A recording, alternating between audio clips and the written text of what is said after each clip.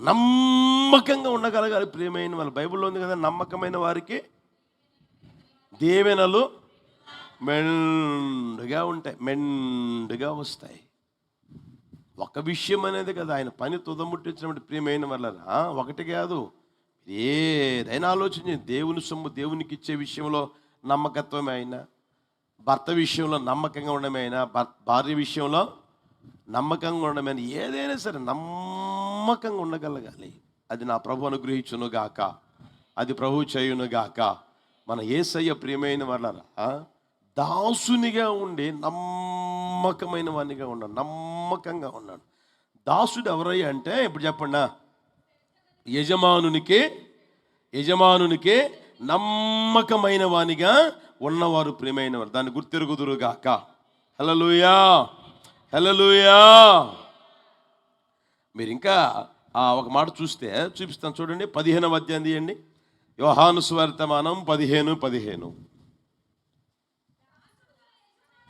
దాసుడు తన యజమానుడు చేయుదానిని, చాలు, దాసుడు యజమానుడు చేసేదానిని ఎరగడు, తెలుసుకోలేడు కూడా. తెలుసుకుంటాడా? నేనున్నాను, నా మనసులో ఏముందో మీకు తెలుసా? నా దగ్గర ఉన్నారు బ్రదర్స్ ఉన్నారు, వాళ్ళకి తెలుసా? నా మనసులో ఏముందో వాళ్ళకి తెలుసునా? నా హృదయం ఏముందో వాళ్ళకి తెలుసునా? తెలీదే. నా దగ్గర డ్రైవర్లు ఉన్నారు, నా మనసులో వాళ్ళకి తెలిసినా? తెలీదే. దాసుడు ఎరగలేడు.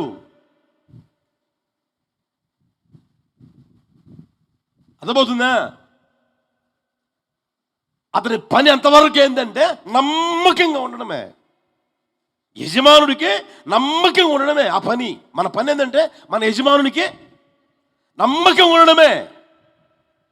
యజమానుడు ఏం చేస్తాడు దాసుడు ఎరగలేడు. ఇప్పుడు కాదు, ఎప్పటికీ ఎరగలేడు, ఏ రోజు కూడా ఎరగలేడు ప్రియమైన వాళ్ళరా.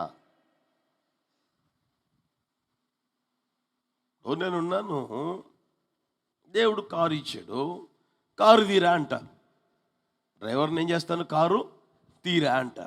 శుభ్రం చేస్తాడు, తీస్తాడు. తీసిన తర్వాత ఎక్కిన తర్వాత ఎక్కడికన్నా అంటాడు, విజయవాడ బదా అంట, లేకపోతే గుంటూరు బదా అంట. అంతే కదా? గుంటూరు పోయి నేనేం చేస్తాను వీడికి చెప్తానా? చెప్పరామండి. విజయవాడ పోయి నేనేం చేస్తాను వీడికి చెప్తానా? చెప్పరామండి. చెప్తానా? వాడికి తెలుసునా? ఎరుగుతాడా? యజమానుడు చేసేది ఎరుగుతాడా? ఎరగలేడు కదా. అదేవిధంగా యేసయ్యలో కూడా ఆ స్వభావం మీకు చూపిస్తాను చూడండి. బైబిల్ తీయండి, మత్తయి సువార్త మనం 20వ అధ్యాయం 20వ వచనం. మత్తయి సువార్త మనం 20వ అధ్యాయం 20వ వచనం చూడండి. జబదయి కుమారుల తల్లి తన కుమారులతో ఆయన ఎదుకు వచ్చి నమస్కారం చేసి ఒక మనవి చేయబోగా, నీవేమి కోరుచున్నావని ఆయన అడిగెను.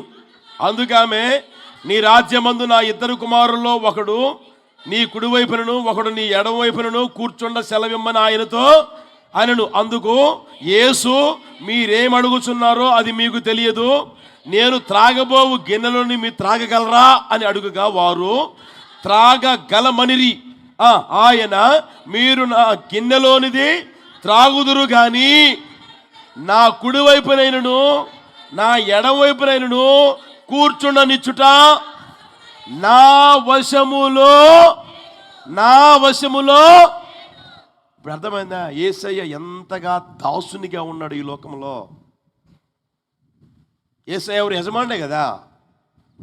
ఆ యజమానుడు దాసుని స్వరూపం ధరించుకున్నాడు. దాసుడు ఏమంటే చేయవలసిన పని నమ్మకంగా ఉండడమే.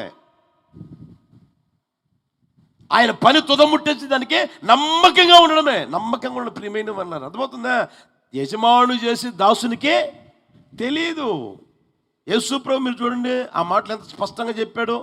ఆమె దగ్గరికి వచ్చి బతిమలాడుకుంటుంది, అయ్యా నీ కుడివైపున ఒకరిని, నీ ఎడవైపున ఒకరిని కూర్చోబెట్టుకయ్యా. ఎంతకాలం నీ రొమ్ము మీద ఆనుకున్నారు కదయ్యా, నీ ప్రక్కలో ఉన్నారు కదయ్యా, ఈ లోకంలో ఎలాగా ఈ ప్రక్కలో ఉన్నారు, అక్కడ కూడా అలాగే ఉండాలయ్యా అని అంటే, ఆయన అంటాడు, అది నా వశంలో లేదు. అది నాకు తెలియదు, ఆ విషయం నాకు అస్సలు తెలియదు. మరి ఎవరికి తెలుసయ్యా? తండ్రి చేత ఎవరికైతే నిర్ణయించబడి ఉంటుందో వారికే దక్కుద్ది అది.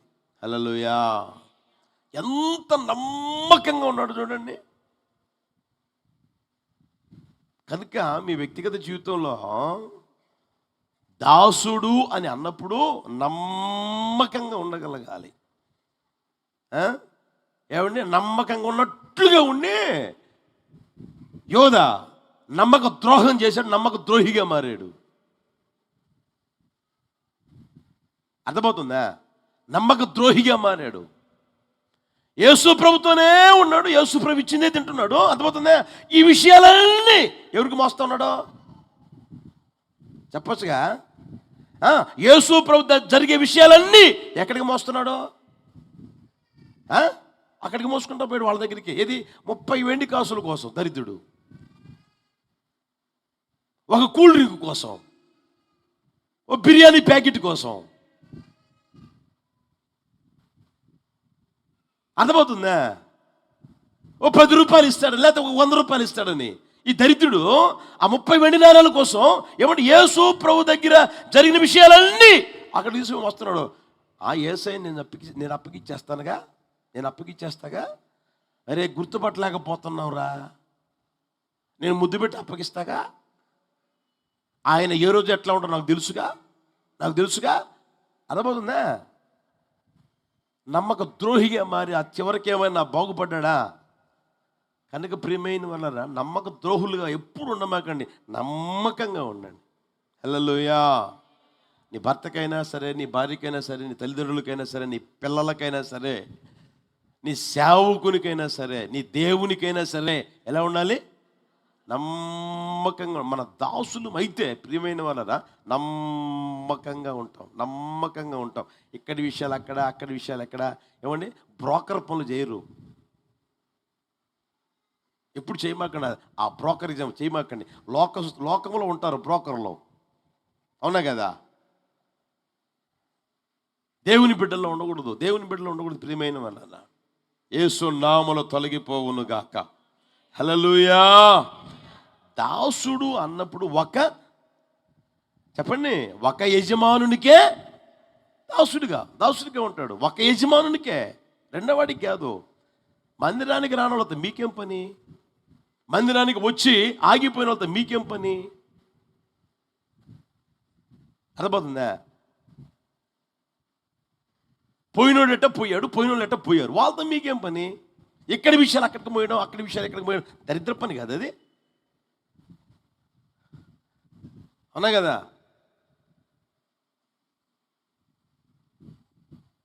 కనుక నమ్మక ద్రోహులుగా మారమాకండి, నమ్మకస్తులుగా మారండి. ఇంకా నమ్మకస్తులుగా మారండి. అటు కృప ప్రభువును అనుగ్రహించునుగాక.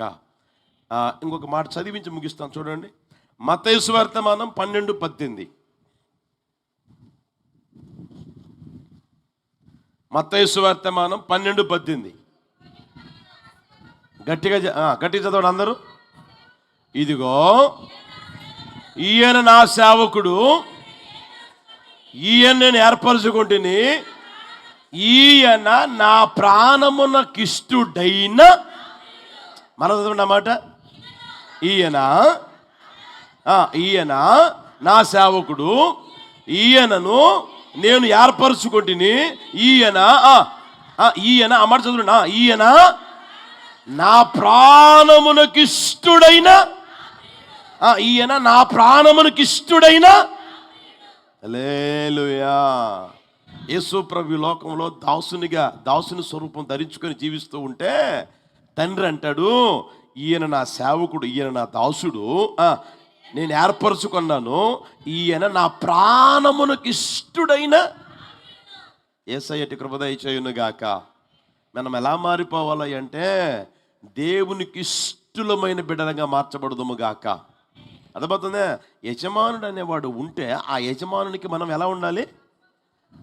నమ్మకముగా ఉండి ప్రియమైన వాళ్ళరా ఇష్టమైన వారుగా ఉండగలగాలి, ప్రియమైన వారుగా ఉండగలగాలి. ఆ మాట ఎంత స్పష్టంగా చూడండి. ఈయన నా ప్రాణమునకు ఇష్టుడైన నా ప్రియుడు, నా ప్రాణానికి ఇష్టుడైన నా ప్రియుడు. హల్లెలూయా, హల్లెలూయా. ఆ స్థితిని మీ జీవితంలో గుర్తెరగలగాలి.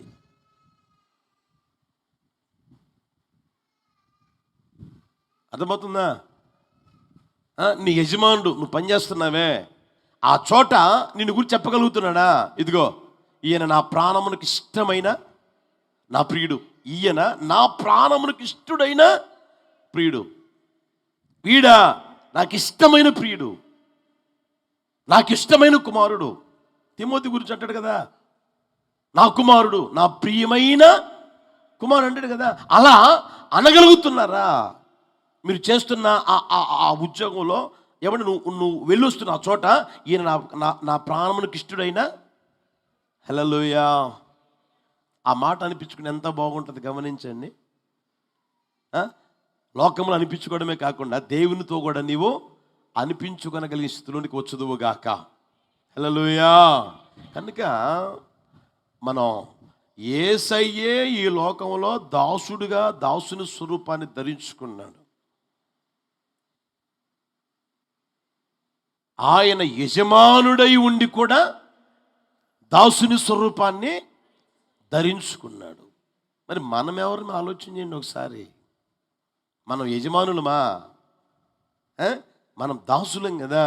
మరి యేసయ్యలో ఉన్న ఆ స్వభావాలు గమనించండి. దాసుడై ఉండి శ్రద్ధగా పనిచేశాడంట. దాసునిగా ఉండి తను తాను తగ్గించుకున్నాడు. దాసునిగా ఉండి ప్రియమైన వలన చెప్పింది చెప్పినట్లు చేసుకుంటా వచ్చాడు. దాసుడిగా ఉండి నమ్మకమైన వానిగా ఉన్నాడు. నమ్మకమైన వానిగా ఉన్నాడు. ఒకరోజు కాదు, 2 రోజులు కాదు, 3 రోజులు కాదు, 4 రోజులు కాదు, ఉన్నంతకాలం నమ్మకమైన వానిగా ఉన్నాడు. ఆ తర్వాత మనం గమనిస్తే యజమానునికి ఎలా ఉన్నాడంట? ఇష్టమైన కుమారుడుగా, ఇష్టమైన కుమారుడిగా, ఇష్టమైన ప్రియుడిగా ఉన్నాడు. నా ప్రాణమునకు ఇష్టడైన నా ప్రియుడు. ఆ యేసయ్యని గురించి తండ్రి చెప్పిన మరొక మాట చూపిస్తాను చూడండి. మత్తయి సువార్త 3వ అధ్యాయం 17వ వచనం చూడండి. మత్తయి సువార్త 3వ అధ్యాయం 17వ వచనం. మరియు ఈయనే నా ప్రియ కుమారుడు, ఈయనే నా ప్రియ కుమారుడు, ఈయన యందు నేను. దాసుడు ప్రియమైన వాళ్ళరా యజమానుడికి ఇష్టడుగా ఉండి యజమానుడిని ఏం చేస్తాడంటే ఆనందింపజేస్తూ ఉంటాడు, సంతోషింపజేస్తూ ఉంటాడు. హల్లెలూయా, హల్లెలూయా. ఎంతగా నీ యజమానుడి దగ్గర ఒదిగి ఏమండి ఎంత జాగ్రత్తగా శ్రద్ధగా పని చేసుకుంటా తగ్గించుకుంటా నమ్మకమైన వానిగా ఆయన్ని ఆనందింపజేస్తూ ఉంటావో, ఆయనకి ఇష్టడుగా మార్చబడతా ఉంటావో, ఆమెకి ఇష్టరాలుగా మార్చబడతా ఉంటావో, ఆ ఆశీర్వాదమే వేరు, ఆ దీవెనే వేరు. ప్రియమైన వాళ్ళ నేను తణుకులో ఉన్నప్పుడు ఓ తల్లి వచ్చేది, పండు ముసలి, ఇంచుమించుగా 70-80 ఉంటాయి. అంటే పొట్టి మనిషి. ఎవరు పట్టుకొని రావాల్సిన అవసరం లేదు, దిట్టంగా ఉండేది. చక్క నడుచుకుంటా వచ్చేది. వాళ్ళ పరిస్థితి నాకు తెలుసు. నేను సేవ చేసిన రోజుల్లో వాళ్ళ పరిస్థితి నాకు తెలుసు. ఆ తల్లి అదేదా దుబాయ్ మస్కెట్ పోయేది, సైదునే పోయేది, ఖత్తర్ పోయేది. ఖత్తర్లో 10 సంవత్సరాలు ఉండడం, లేకపోతే 10 సంవత్సరాలు ఉండడం, ఆ తర్వాత రావడం, మరలా పోవడం జరుగుతూ ఉండేది. ఇంచుమించుగా ఆమె జీవితం అంతా ఖత్తర్లోనే అయిపోయింది. ఆమె చెప్పిన మాట ఏంటంటే, నేను ఇండియాకి వెళ్ళిపోతాను, నేను ఇక రాను, నా వల్ల కాదు, నేను చెయ్యలేను అన్నా సరే వాళ్ళు వదిలిపెట్టట్లేదంట. ఆ సేట్లు వదిలిపెట్టట్లేదంట. కారణం ఏంటి? ఇప్పుడు చెప్పండి, కారణం ఏంటి? ఇష్టమైన వారుగా ఉండే, ఇష్టం కాని వారుగా ఉండే, అంతా ఇది పెద్ద సేటు ముసలోడు అయిపోయినా వాళ్ళ పిల్లల్ని పెంచింది ఈ మనిషి అయితే వీళ్ళకి పెళ్లి చేసి వీళ్ళ పిల్లలు కూడా పెంచుతుందంట మరలా. అర్థమవుతుందా? రాను పోను టిక్కెట్లు ఇచ్చేసి నువ్వు ఎన్ని రోజులు ఉంటావో చెప్పు, అన్ని రోజులు ఉండు, మరలా వచ్చేసాయి, మరలా వచ్చేసాయి అంటానంట. ఆ తర్వాత ప్రియమైన వాళ్ళరా, ఆమెను చూస్తే ఇక్కడ ఇంతలా ఉండే ఒక్కొక్కటి, ఏంటి అయ్యే ఇంతలా ఉన్నాయి ఒక్కొక్కటి, ఇక్కడ ఇంతలా ఉన్నాయి. ఆ ముక్కు మొయ్యలేకపోతుంది, ఈ చెవులు కూడా మొయ్యలేకపోతుంది ఆ మనిషి, అవి మొయ్యలేకపోతున్నాయి. గాజులు ఇంతలా ఒక్కొక్కటి ఇక్కడి నుంచి ఇక్కడ దాకా వేసింది. ఏంటి మా ఇవన్నీ అని అంటే, ఇవన్నీ నేనేమి సంపాదించలేదయ్యా, మా సేటు నాకు ఇస్తాడయ్యా, వచ్చేటప్పుడు అంతా ఇచ్చి పంపుతాడయ్యా, నేను రాను, నా వల్ల కాదండి. లేదు లేదు, నువ్వు రావాల్సిందే, వదిలిపెట్టట్లేదయ్యా అని చెప్పేది మనిషి. ఆమె మరి ఇప్పుడు ఉందో లేదో నన్ను అడగమాకండి. ఎప్పుడు చరిత్ర? 2008లో చరిత్ర చెప్తున్నా. అర్థమైందా? మరి ఇప్పుడు ఉందో లేదో నాకు తెలియదు. అంటే యజమానికి ఎలా మారిపోయింది? గట్టిగా చెప్పండి. ఆయనకి ఇష్టడిగా మారింది, ఆయన పిల్లలకి ఇష్టడిగా మారింది, ఆ తర్వాత వాళ్ళ పిల్లలు కూడా వదిలిపెట్టడంలే. ఎవరు వదిలిపెట్టడంలే. ఈరోజు చూడండి, కొంతమందికి టాపీ పని చేస్తే మరలా టాపీ పని దొరకడంలే.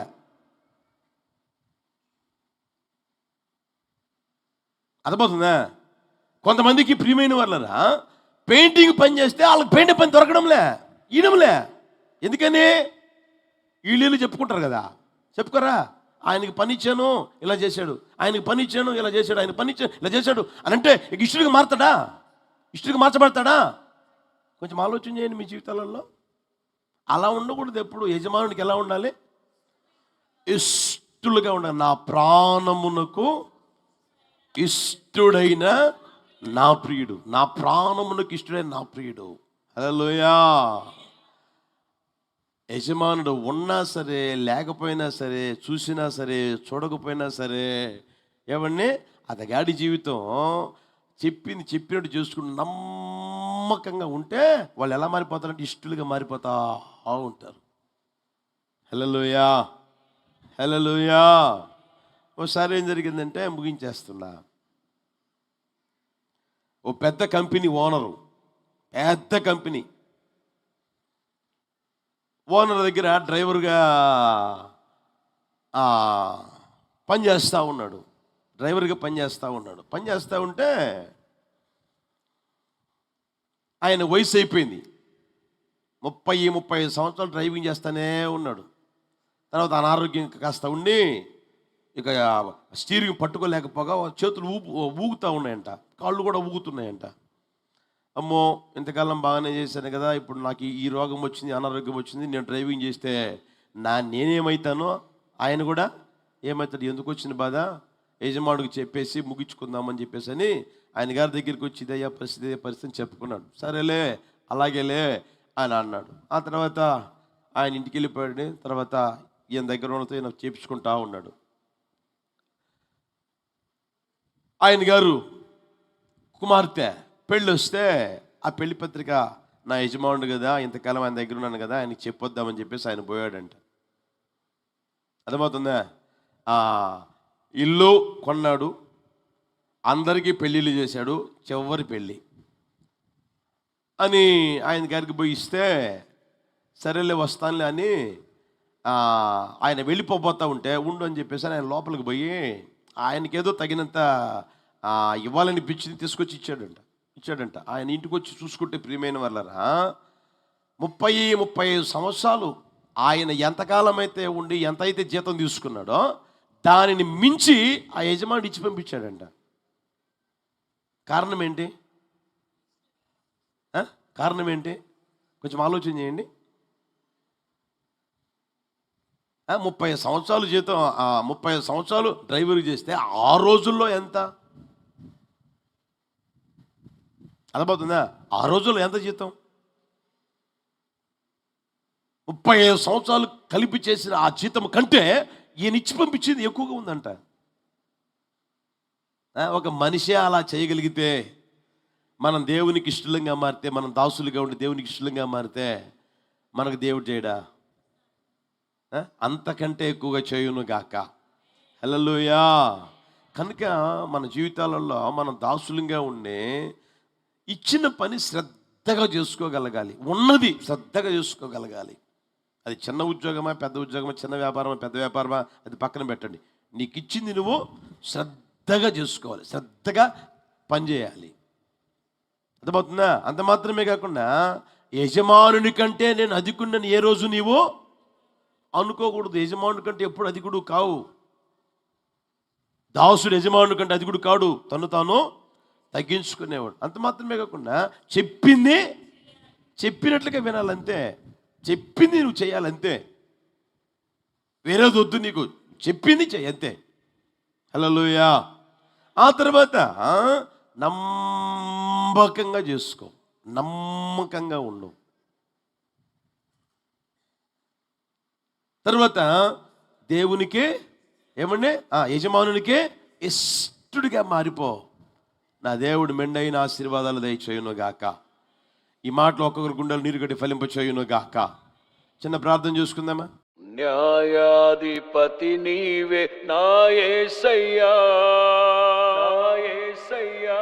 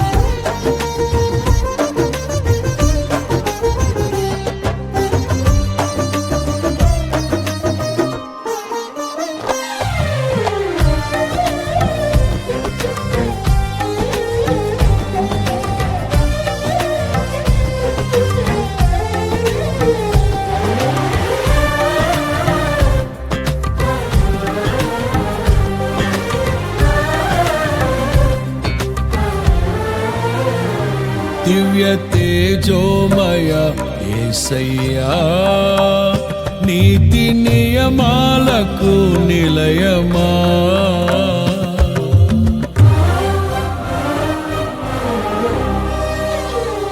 దివ్య తేజోమయ యేసయ్యా, నీతి నియమాలకు నిలయమా. నిన్ను నమ్ము నీ జనుల న్యాయాధిపతి నీవై నడిపితివి జయ ధ్వజముతో. నిత్యం నీకే నారాధనా, నీవే నీవే నా స్తుతి కీర్తన. దివ్య తేజోమయ యేసయ్యా, నీతి నియమాలకు నిలయమా. నిన్ను నమ్ము నీ జనుల న్యాయాధిపతి నీవై నడిపితివి జయ ధ్వజముతో.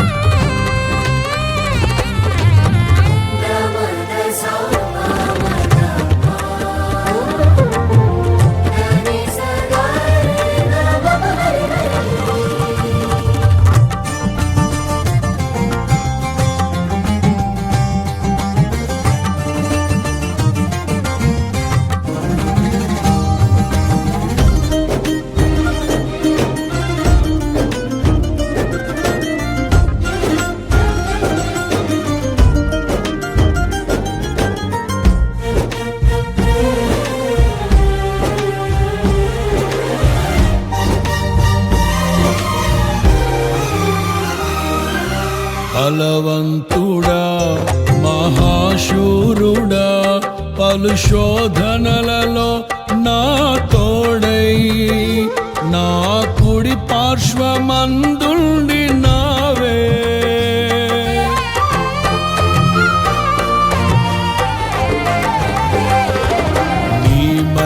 నాకై నీవేర్పరచిన నీ పాత్రగా నన్ను మార్చి నీవు నీ అనలేని ప్రేమను చూపితివి. నీవే నీవే నా విజయం, నాలో నీవే నీవే ఆనందం. నీవే నీవే నా విజయం, నాలో నీవే నీవే మహదానందం. నిత్యం నీకే నా ఆరాధన, నీవే నీవే నా స్తుతి కీర్తన. దివ్య తేజోమయ యేసయ్యా, నీతి నియమాలకు నిలయమా, నిన్ను నమ్ము నీ జనుల న్యాయాధిపతి నీవై నడిపితి విజయ ధ్వజముతో.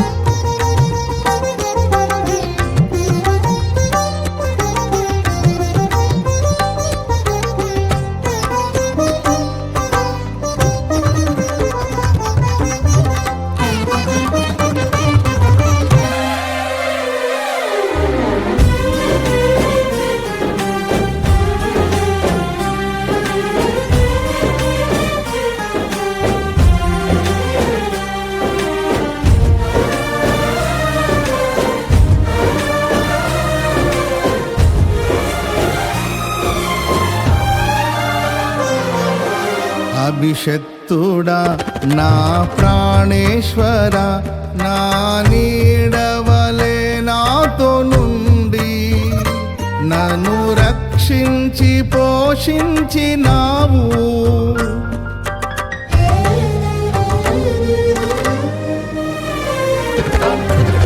నేనెన్నడు నాకై ఆశించని నీ దీవెనలతో తృప్తి పరచి నన్నీ స్థితిలో నీవు నిలిపినావు. నీవే నీవే నా ప్రాణం, నాలో నీవే నీవే నా ధ్యానం.